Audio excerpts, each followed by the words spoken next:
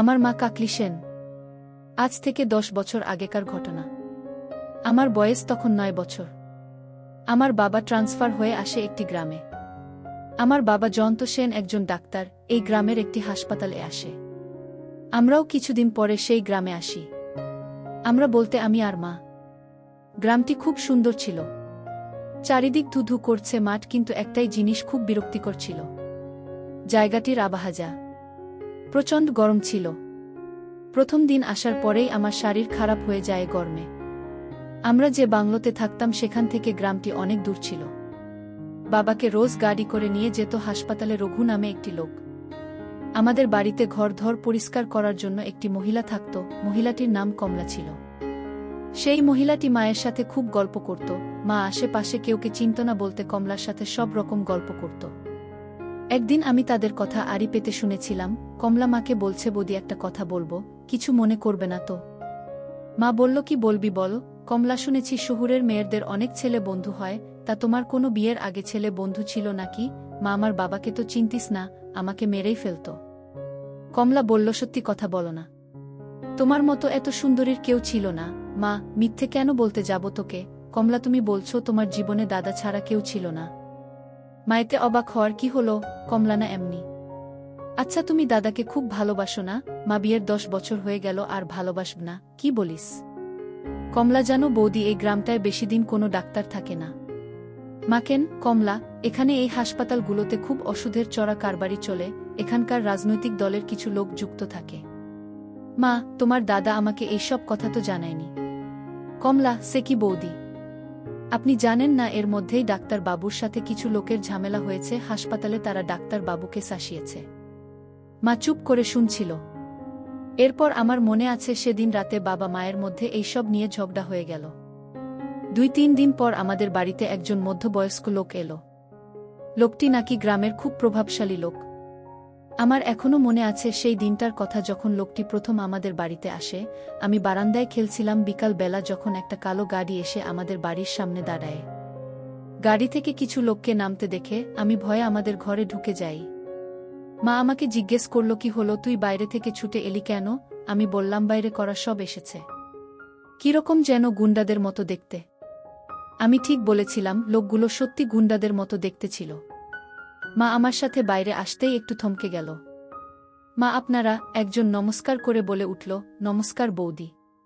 আপনি কি ডাক্তার বাবুর স্ত্রী? মাহা, উনি তো এখনো হাসপাতাল থেকে আসেননি।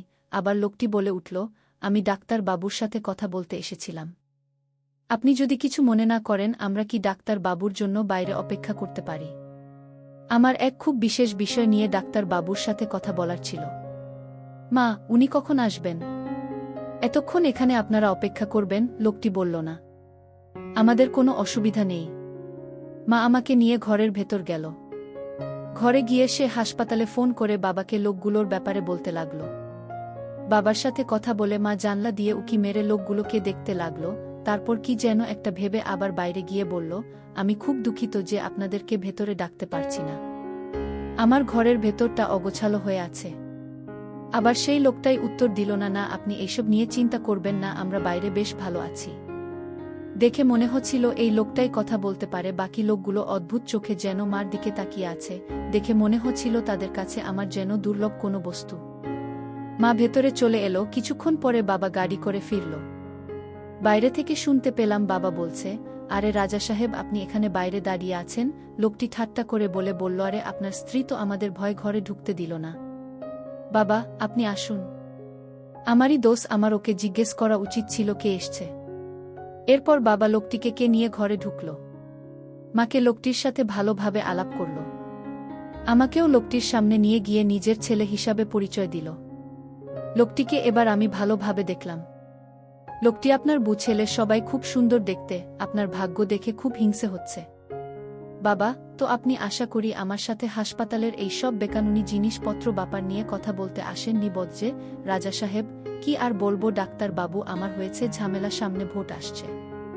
আর এদিকে এই গুন্ডাদের উপদ্রবে আগামী 6 মাসে 2 জন ডাক্তার পালিয়েছে। বাবা, আপনারই তো দলের লোক। রাজা সাহেব মায়ের দিকে তাকিয়ে বলল, আপনার স্বামীকে আমি আর বোঝাতে পারলাম না। বাবা মাকে বলল, কাকলি, আমার আর রাজা সাহেবের জন্য একটু চা বানিয়ে দাও। মা অনিচ্ছা সত্ত্বেও তাকে রান্নাঘরে যেতে হলো। বাবা, এবার রাজা সাহেব, আপনার এর মধ্যে কোনো রকম জড়িত না থাকলেও আমার পক্ষে সম্ভব হচ্ছে না। বাবা আর রাজা সাহেব অনেকক্ষণ ধরে নিজেদের মধ্যে কথা বলে চলছিল, আমি আর তাদের কথা কান দিছিলাম না।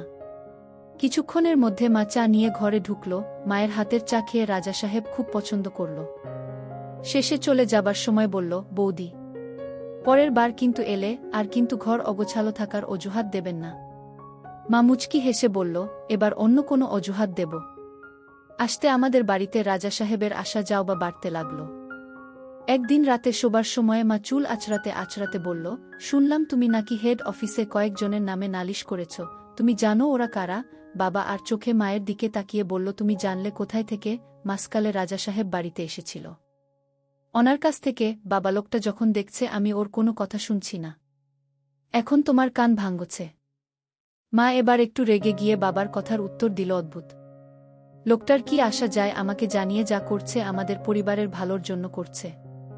বাবা, আমার পরিবারের ভালো ব্যাপারটা নিয়ে বাইরে কোনো লোক মাথা না ঘামালে ভালো। সেদিন রাতে মা কিছু বলল না, কিন্তু পরের দিন মা বাবার মধ্যে খুব ঝগড়া হলো এইসব নিয়ে। মা শেষ পর্যন্ত কাঁদতে শুরু করে দিল। বাবা মাকে বোঝালো, দেখো কাকলি, তুমি ভয় পেয়ে না, আমার কোনো ক্ষতি হবে না। রাজা সাহেব ভয় পেয়েছে, ও তোমাকে ব্যবহার করছে যাতে আমি ওদের উপর থেকে অভিযোগটা তুলে নিই। এরপর নিজেদের মধ্যে কিছুটা মিটমাট হওয়ার পর বাবা হাসপাতালে চলে গেল। সেই রাতে যা অনিবার্য ছিল তাই হলো। রাতে মা খুব চিন্তায় ছিল, বাবার আসতে বাকি দিনের তুলনায় অনেক দেরি হচ্ছিল। এমন সময় আমাদের বাড়ির সামনে রাজা সাহেবের গাড়ি এসে দাঁড়াল। গাড়ি থেকে রাজা সাহেব নামতেই মা বুঝতে পারল কিছু একটা অঘটন ঘটেছে। মা বলল, রাজা সাহেব আপনি? রাজা সাহেব, কাকলি, একটা খারাপ খবর আছে। মা রাজা সাহেবের কাছে ছুটে এলো, কি হয়েছে জায়ান্তার? মায়ের সারা শরীর কাঁপছে। রাজা সাহেব, তোমাকে কতবার বুঝিয়েছি, ওকে বোঝাও। মা, কাঁদো কাঁদো অবস্থায় কি হয়েছে তাড়াতাড়ি বলুন। কিছু গুন্ডারা তোমার স্বামীর উপর হামলা করেছে, এখন ওকে হাসপাতালে ভর্তি করানো হয়েছে। মা প্রায় পড়ে যাচ্ছিল, কিন্তু রাজা সাহেব মাকে ধরল দুহাত দিয়ে। কাকলি, চলো এখুনি তোমাকে হাসপাতালে নিয়ে যাই। আমরা রাজা সাহেবের গাড়িতে উঠলাম। সারা রাস্তায় মায়ের পিঠে হাত বোলাতে বোলাতে মাকে সান্ত্বনা দিছিল রাজা সাহেব। হাসপাতালে পৌঁছে আমাকে নিচে রেখে মা আর রাজা সাহেব বাবাকে দেখতে গেল উপরের রুমে। আমি চুপচাপ বসেছিলাম। হঠাৎ দেখলাম সিঁড়ি দিয়ে রাজা সাহেবকে নামতে। আমাকে আর চোখে দেখে পাশ কাটিয়ে সে বাইরে বেরিয়ে যায়। আমিও কি ভেবে লোকটার পিছন পিছন যাই। রাজা সাহেবকে দেখলাম একটা বাইরে লোকের সামনে দাঁড়িয়ে কথা বলছে। দ্বিতীয় লোকটি, আজ তো আপনি মনে হচ্ছে ফাটিয়ে দিবেন। রাজা সাহেব, আগে তুই বল, ওষুধটা ঠিকঠাক কাজ করবে কিনা? দ্বিতীয় লোকটি, আলবাত কাজ করবে, একটু জলে মেশালে দেখবেন কেমন করে আপনার বাঁশুরির সুরেতাল মিলিয়ে মিলিয়ে নাচবে। রাজা সাহেব, পুরোটা দিলে কি হবে? সারা রাত টানতে পারবে। লোকটা মুচকি হাসল। এখন কি করছে? রাজা সাহেব বরের সামনে বসে আছে। এবার আমি সেই জায়গা থেকে সরে গিয়ে যেখানে আগে বসেছিলাম সেখানে চলে এলাম। আমি বুঝতে পারছিলাম না আমার আশেপাশে কি ঘটছে। তখন আমার বোঝার ক্ষমতা ছিল না রাজা সাহেবের এই উদ্দেশ্যের ব্যাপারে। এরপর সেদিনের রাত থেকে যা যা ঘটেছিল তা ভাবলে এখনো আমার গায়ে কাটা দেয়া। সেদিন হাসপাতাল থেকে বেরানোর সময় মাকে রাজা সাহেব তার বাড়িতে উঠতে বলল। রাজা সাহেবের ধারণা যেই সব গুন্ডারা বাবাকে হামলা করেছে তারা রাতে মায়ের উপর আর আমার উপর হামলা করতে পারে। রাজা সাহেব উপরে হয়তো মায়ের বিশ্বাস তা অনেকটা বেশি ছিল, তাই সে তার কথায় রাজি হয়ে গেল। সেদিন রাতে আমরা রাজা সাহেবের বাড়িতে চলে গেলাম। হাসপাতাল থেকে বেরিয়ে যখন গাড়ি এসে রাজা সাহেবের বাড়ির সামনে দাঁড়ালো তখন আমার চোখ স্থির হয়ে গেল। মনে হলো রাজপ্রাসাদের সামনে দাঁড়িয়ে আছি। আমাদের জন্য ভালো খাবার বানানো হয়েছিল, আমি খেয়ে নিলাম, কিন্তু মা কিছু খেতে চাইছিল না। রাজা সাহেব অনেক অনুরোধ করাতে মা শুধু শরবত খেল। মায়ের জন্য একটা ভারী সোনা রং করা পেতলের গ্লাস এ শরবত নিয়ে এলো। মা বলল, এবার বুঝতে পারছি আপনার নাম এখানে রাজা সাহেব কেন। রাজা সাহেব, আমি হচ্ছি এই গ্রামের সবচেয়ে বড় ভিখারি। মাকেন এই কথা বলছেন? রাজা সাহেব, আমার সব আছে, কিন্তু নিজের আপন বলে কেউ নেই। মা, আমি জয়ন্তর কাছে আপনার স্ত্রীর মৃত্যুর ব্যাপারে শুনেছি। আমি খুব দুঃখিত। আপনার এই বিষয়ে নিয়ে আমি আপনার কাছে আগে আমার দুঃখ প্রকাশ করতে পারিনি। ভেবেছিলাম বিশ্বস্টার ব্যাপারে কিছু বললে আপনি আরও দুঃখ পেতে পারেন।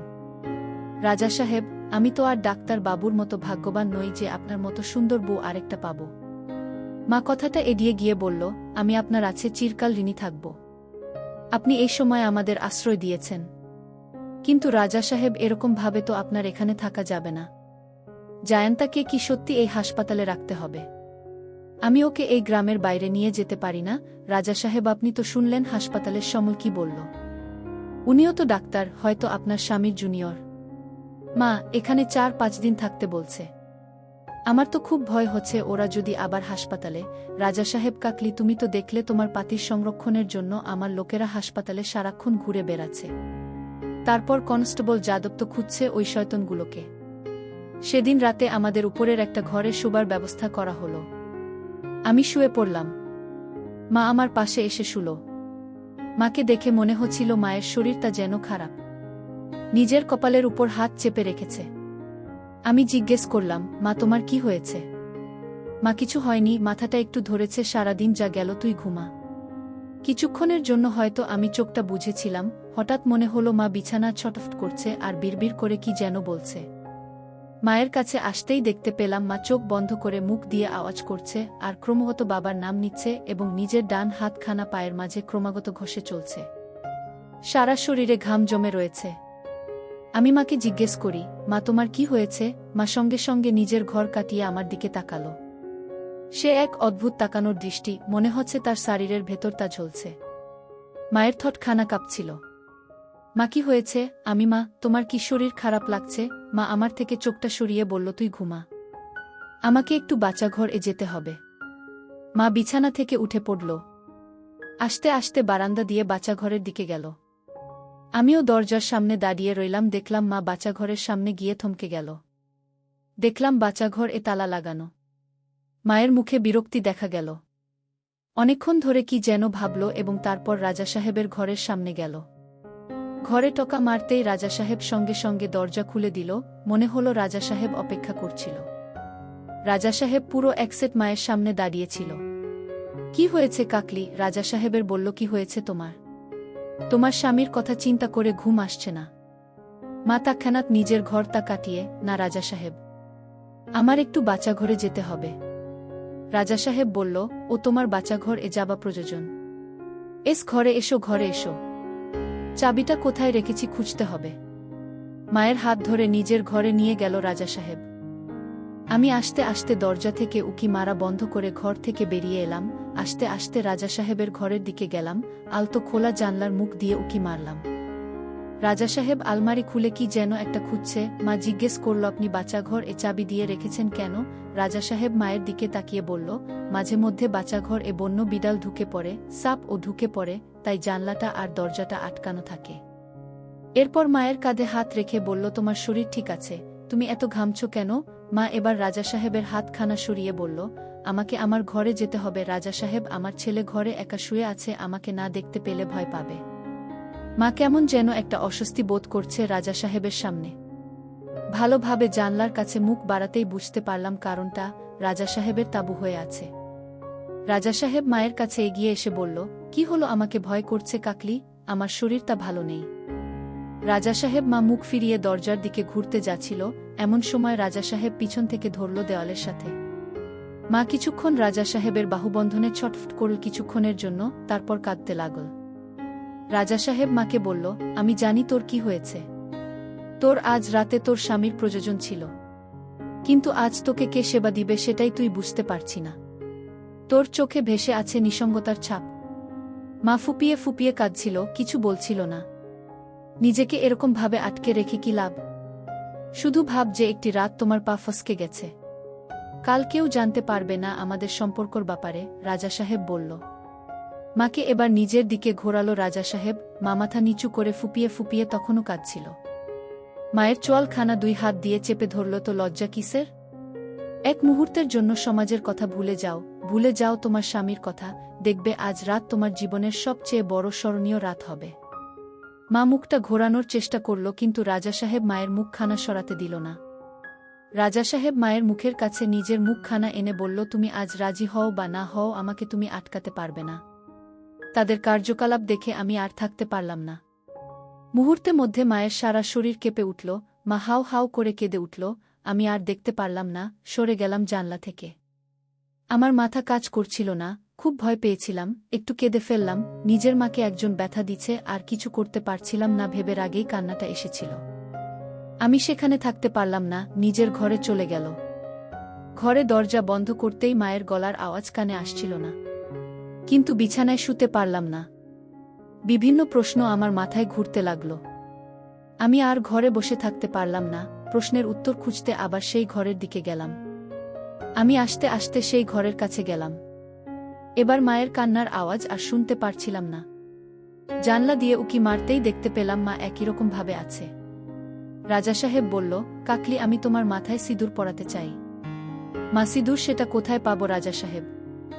রাজা সাহেব বলল, আমার কাছে আসে। রাজা সাহেব খাট থেকে উঠে আলমারির কাছে গেল। রাজা সাহেব আর চোখে মাকে নজর রাখছিল যাতে মা এই সুযোগে পালানোর চেষ্টা না করে, কিন্তু মা উঠল, বরং সে উঠে বসল এবং রাজা সাহেবের দিকে তাকিয়ে রইল। রাজা সাহেব আলমারির উপর থেকে একটা কৌটো বার করল আর মায়ের কাছে এগিয়ে গেল। রাজা সাহেব কাছে আসতেই মা নিজের মুখখানা তুলল। রাজা সাহেব মায়ের সিথিতে সিঁদুর পরিয়ে দিল। কাকলি, তোকে একটা কথা বলতে চাই। তোর স্বামীকে মারার পিছনে আমার হাত ছিল। রাজা সাহেব কথাটা বলে হাসতে বলল। মা হা হয়ে গেল, কি বলছেন? বলুন এটা মিথ্যে। রাজা সাহেব বলল, তোকে বিছানায় নেওয়ার জন্য আমি এত কিছু করেছি। মা ভয় ভয় রাজা সাহেবের দিকে তাকিয়েছিল, তার চোখে একটি প্রশ্ন, রাজা সাহেব কি চায়? রাজা সাহেব মায়ের চুলের মুঠি চেপে ধরল। মা চেঁচিয়ে উঠল, লাগছে রাজা সাহেব। রাজা সাহেব আমার কথা না শুনলে কাল সকালে তোকে বিধবা করে। তোকে আমার জিনিস বানিয়ে রাখবা, আমাকে তুই চিনিস না। মা বলল, আমার ঘরে যেতে দিন।